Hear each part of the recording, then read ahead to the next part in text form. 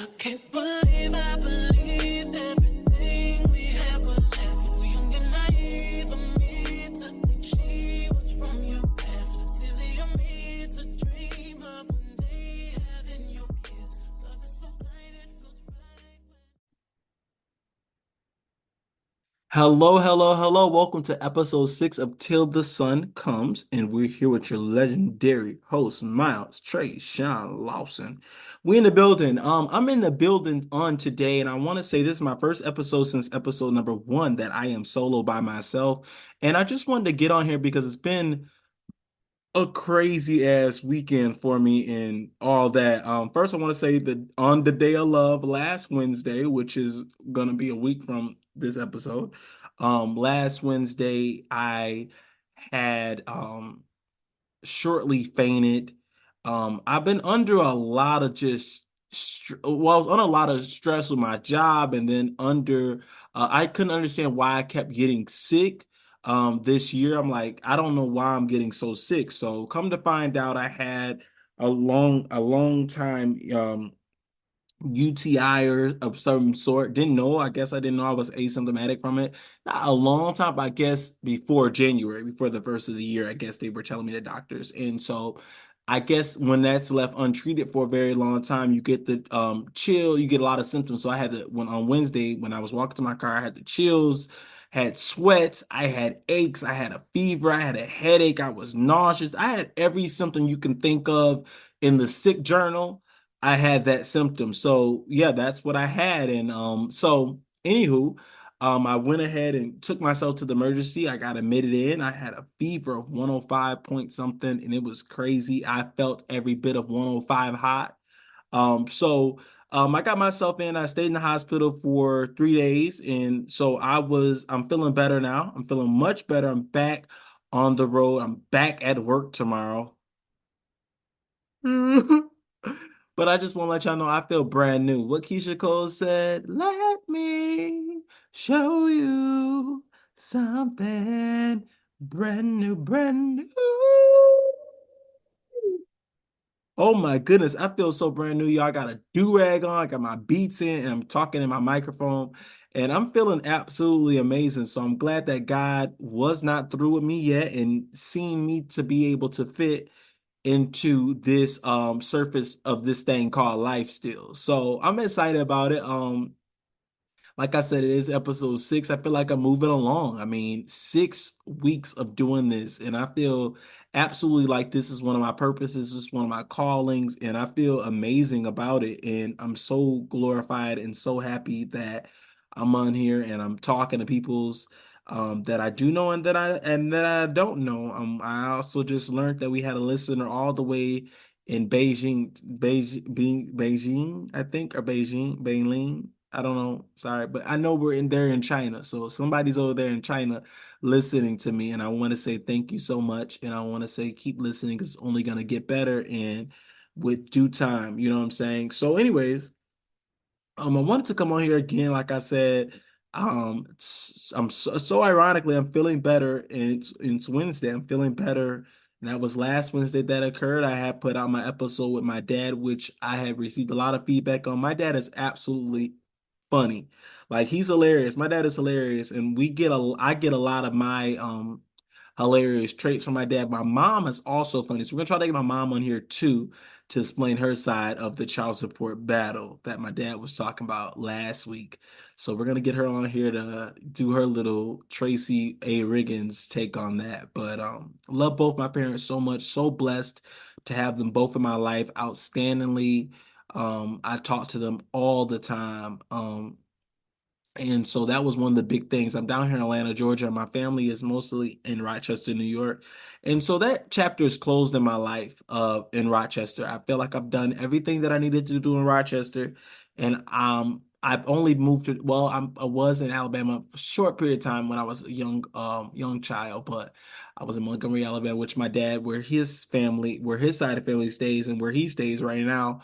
But I felt like when I passed out, and got sick, I was super sick last. I'm not even being dramatic. I was super sick. I'm like, dang, I really don't have any family members here. So thank the Lord. Shout out to all my friends that did come and did support me. And shout out to my brother Damari, my brother from another mother, came walk my dog. Everybody knows my dog is my life. Lennox Brady Lawson is my life. So fact that he came and did that meant a lot to me that he'll never know. But yeah, no, seriously, like I appreciate all the stuff, but when things happen like that, you want to just be around your family. You feel like I'm too damn far. I'm 1,000 miles away from home. But although that chapter is closed in my life, I feel like I do still want to move closer to my mother. You only get one mother, and I feel like I don't see her as much. I mean, I talk to her all the time, but I don't see her as much, and that's becoming a problem for me. So I am looking into when this lease is over this year, I am looking to move closer to my folks. I feel like I am so far away from my folks, and when something happens, I feel like can't really do anything but FaceTime and call. I can't really go lay my eyes and lay my hands on them. So that is becoming a problem for me in my life as I am growing. You want to be closer to the people that matter the most. So I do live in Atlanta, Georgia. I love Atlanta for everything that Atlanta has given me and has provided me for these last 2 years. I think it's a great city, but I want to explore some more cities that's closer to my home. And like I said, I'm from Rochester, New York. So I'm looking for cities that's within 5 hours. 5 hours. Philadelphia, Pittsburgh. I don't really want to move to New York City. Jersey, somewhere in Jersey. Anywhere. So I'm gonna actually that's up for debate. I'm gonna start looking at some places and stuff. I still want something like I was looking Philly at first. Philly's very city. Then I was looking Pittsburgh. Pittsburgh's like more chill, but still kind of like city, like historic feel, something like that. So I'm like, okay, I'm into stuff like that because that was how Savannah was. So Savannah compared to Atlanta is a lot slower, but you still get some type of quote unquote city effect a little bit sometimes, especially when they have like their parades and festivals and stuff. But I'm looking at stuff like that. So hopefully that be something. So if anybody knows some good cities in the north that is close to upstate New York, let me know and I will do some research because I am researching. I have closed a chapter in my life on Savannah, Georgia. I have closed a chapter in my life on Rochester, New York, but I'm looking to move close to home again. And so, oh, what about Ohio? I haven't thought of Ohio. Hmm. Never really lived there, so I don't know. But anyways, yeah, so I'll be looking at some places, y'all, and y'all help me as well. But anyways, I wanted to get on here and just today and just really talk about, I mean, how is Valentine's Day looking? How was it looking? I mean, for me, this is a regular shit every year. Like I thought a regular day. Like I actually wrote a card that's on my desk at work. I was manifesting my love to somebody. I was like, you'll be here one fucking day. I mean, at this point, I'm like, I'm trusting God. I have been on every single dating engine website, and obviously it hasn't energized or in I can't even talk. Hasn't even, engineered anything for me. But it's not my time. So I leave that to the people that is with the cute flowers and the bouquets and all that money stuff. Like I leave that to them for their I'm claiming in 2025 will be my time for somebody that I will meet. I am, tired of spending time alone. I mean, have you ever really and I said this in like episode 2. I said like, I'm okay and I'm not bored with myself. And that is true. I really am not bored with myself at all. I'm not. I can be around myself all day and literally still learn something new about myself. But I know myself so well, the fact that I know myself so well now that I want to know somebody else. Have you ever gotten to that mind space where you're like, you know yourself so well that you're not bored with yourself, but you're like, damn, now I want to learn somebody else. But then when you learn the person, sometimes when you learn people, though, it's kind of hard. That's how you know it's not the one for you when they're hard to learn, hard to love. You know that when it's like that, when you can fall in love with somebody and they could just be so amazing and they're not hard to learn and hard to what do you call describe or hard to understand. The worst thing about me with dating is I turn left when it's like you're just so hard to get to know. I'm just like, bitch, why are you so hard to get to know? Like, why is it taking me months to get to know you? You know what I'm saying? Or why is it taking me a year to get to know you? I mean, I know they say when you date somebody, you're never gonna fully know that person because you're always gonna keep learning about them. But it's like at one point you gotta stop and say, bitch, listen, like you're just too hard to get to know. And it's always a twist and a plot twist and that and that. I'm not into all that. I'm a very simple guy. I tell people this all the time. I'm the simplest guy you're gonna meet. And I'm really mean that shit. Like I'm really simple. I'm not looking for a headache. I'm not looking for you to be give me 1,001 problems and be 1,001 problems in my life. I'm looking for joy, peace, and happiness. I'm not looking for all of that other extra ass shit. You know what I'm saying? So that's hard for some. I mean, it's easy for me.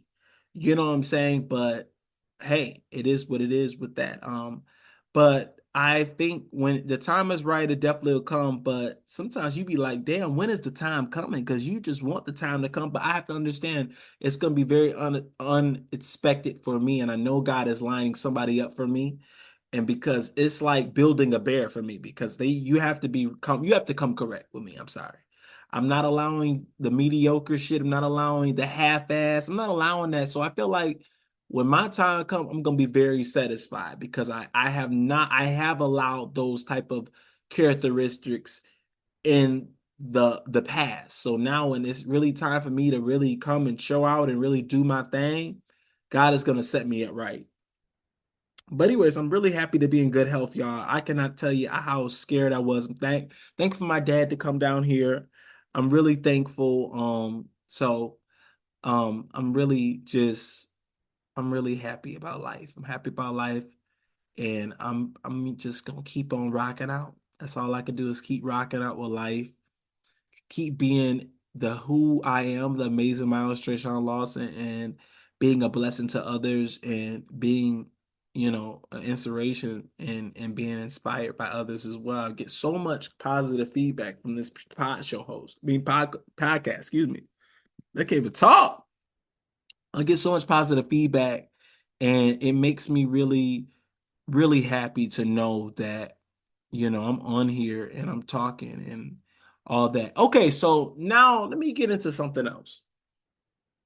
We're talking some news. First of all, I want to say, and I'm a little late, but I'm still processing. Usher, Usher, Usher, Usher. Hey, I need a bad girl. Come on, get at me, bad girl. Ooh. Usher, Super Bowl. Usher, concert tickets. The hell is going on? Oh, yeah, let's mention Beyonce for breaking the internet on the Super Bowl. She definitely broke the internet today. I love Beyonce, two new country songs. I love 16 carriages. 16 carriages driving away. And I held the line.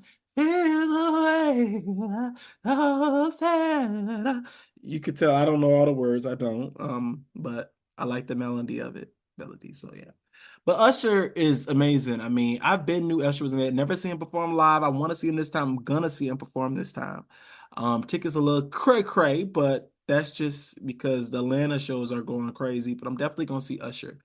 I'm definitely gonna see him this year. Definitely going to see him. Um, who else was I want to talk about? I want to talk about Chris Brown and what is going on. I just want to say, like, I am a person that knows I do think before I do things because those things are going to, especially in nowadays, if you do something now, somebody gonna hold that shit to you 50 years later. And we could say we don't care and we do this and that and who gives a fuck and they apologize, did that, but people are still gonna hold it to you. It's gonna hold back ample opportunities. And I feel like that's what they're doing, my boy Chris Breezy. Everybody knows that motherfucker is a legend. He's legendary. And when I say legendary, he's legendary, iconic, mogul, whatever, however we say it.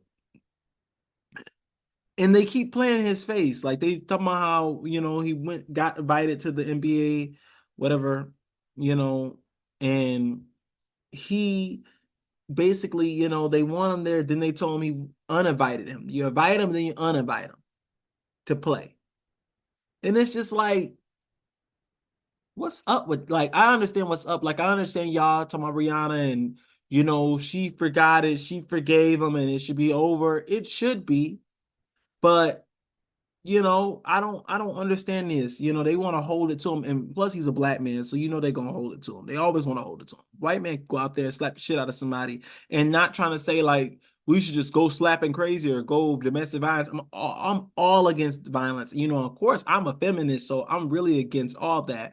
But a white man could do it, and he'll be off the leash the next damn week. But and we have to blame ourselves too. Us black folks, we put a lot of fire to the pit too. Because we talk about that shit forever. We ain't gonna forget about that shit. You know what I'm saying? So we are our own problem sometimes. But it's Black History Month, so I suppose I should not say anything else about black folks. Let us enjoy the last few days that we do have left on a positive note. So anyways, y'all, yeah, I'm looking, when's the next? I'm looking forward to March and getting on with the Get On. Looking forward to Beyonce's new album, March 29th, Act 2, y'all. Hey, eh, eh, hey, hold it, hold it, hold it, hold up. You know what I'm saying? So I'm looking forward to it. But anyways, y'all, I just wanted to get on here today. Just briefly talk. This is my first time without a guest since episode 1. Yeah, it's been 5 episodes talking with guests. So today I just want to get on here and have some me time, take over my podcast again. This is my motherfucking show.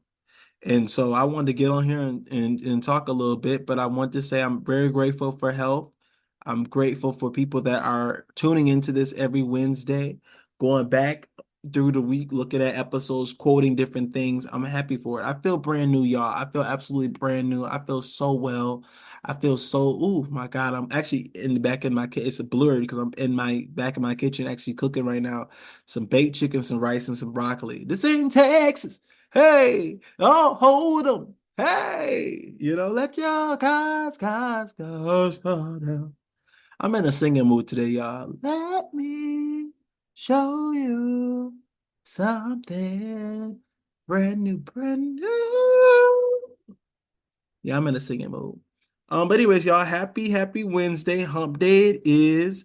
We're here with another episode from episode 6 to season 1 till the sun comes with your legendary motherfucking host, Miles T. Lawson, y'all. And we out this bit. I see y'all next week, y'all. We got some lot of good stuff coming on, y'all. We got a lot of good stuff we about to talk about. I love y'all so much. It's only us, y'all. See you later.